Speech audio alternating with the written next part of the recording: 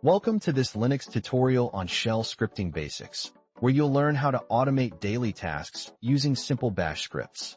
You'll learn about variables, loops, and conditionals to get started with scripting. If you're doing repetitive tasks manually, you're wasting time. Bash scripting can help you automate these tasks, making you more efficient and productive. Bash scripting is a powerful tool for automating tasks in Linux.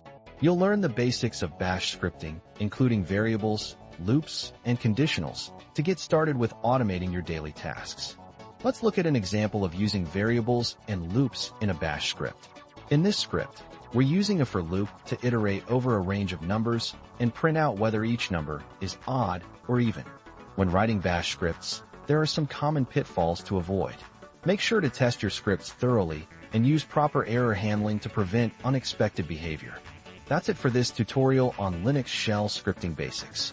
You've learned the basics of bash scripting, including variables, loops, and conditionals. With this knowledge, you can start automating your daily tasks and becoming more productive in Linux. Thanks for watching, and don't forget to subscribe for more Linux tutorials and tech content.